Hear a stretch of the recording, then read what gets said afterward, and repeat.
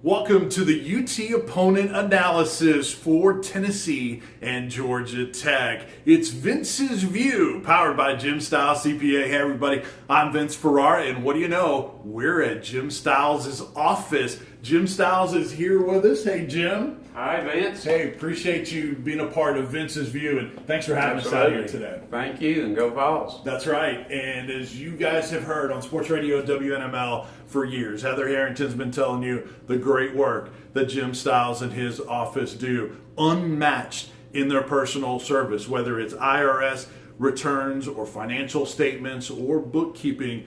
They'll get you taken care of. Give them a call, 694-4484, and they will get you taken care of. I promise you, it's free. Your initial meetings are absolutely free, so you have nothing to lose, and they'll only benefit you. So it's jimstylescpa.com as well on the website. All right, Georgia Tech, just like Tennessee, 9-4 last year, including a bowl victory. Now, they were 3-0 against the SEC with wins over Vanderbilt, Georgia, and Kentucky in the Tax Slayer Bowl. It's a good Georgia Tech team. A lot of people talking about how they run the triple option. And by the way, Georgia Tech, that 9 wins last year, tied for the largest improvement of any team in all of college football. They only won 3 games the year before. So this is a team on the rise.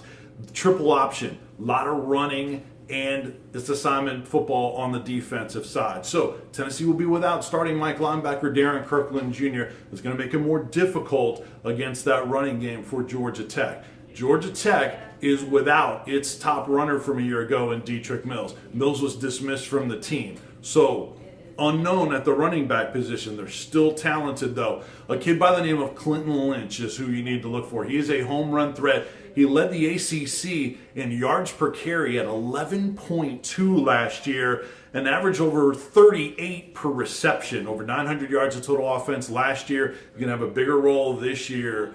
Quay Searcy and others. They're still talented at that running back position, and they're going to run the football an awful lot. They're also were top 10 last year in 50-plus yard plays on the season. So this is still a very explosive Georgia Tech team. Now, at quarterback, unknown. They list 4 quarterbacks as starters with the or position on their depth chart. Now, I think it's going to be Matthew Jordan. He's a redshirt junior. He helped lead them to a victory over Virginia Tech last year. So the quarterback position is going to be very interesting with all the decisions you have to make. And then on the offensive line, Georgia Tech returns 3 starters.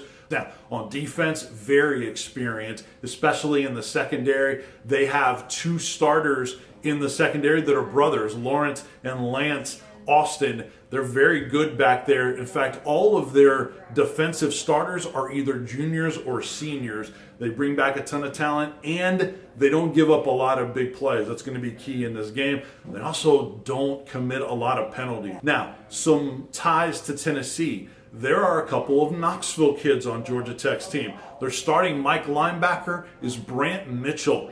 He played at the Webb School here in Knoxville. Look for him. He's number 51. And then on offense and special teams, Nathan Cottrell is their starting kick returner. You're also a reserve back. He wears number 31. He played at West High School. Tennessee, of course, has a ton of Georgia players, so that's going to be interesting for a lot of these guys. And 14 of those players on the roster are from the Atlanta area. And then one other connection between the 2 schools, Bobby Dowd, legendary coach at Georgia Tech. He was a quarterback at Tennessee. He is legendary, obviously, at Georgia Tech. He's going to be honored as both teams are going to wear a patch in his honor in the game. And some keys to the game. One of them is turnovers. In the first game, you always have a ton of mistakes and turnovers. That's going to be big in this game. Big plays is another one. Both of these teams have big play ability. Georgia Tech doesn't give up a ton of big plays. Tennessee can't get greedy and try to force too many of those early on. They may have to rely on those big plays coming in special teams. And of course, with Evan Berry, Marquez Callaway with a lot of the returns, I think that Tennessee has the opportunity to do that. Another one is third down. If you can force Georgia Tech into long third down situations, it's going to make it very tough for them, and then it gets you off the field so you're not on there. You're not on the field with your defense in those long, slow drives for an extended period of time. And then another one for as far as the key is the early lead. I know last year for Tennessee, hey, the recipe was fall behind early and then come back and win an exciting game. Well, Tennessee wants to jump out to an early lead this time against Georgia Tech, force them to play from behind and maybe play a little bit out of character. And then another one is in-game adjustments, which you have to be able to do in these first games. The unknowns. Butch Jones has been telling us that, and I think that's the case as well for this first game.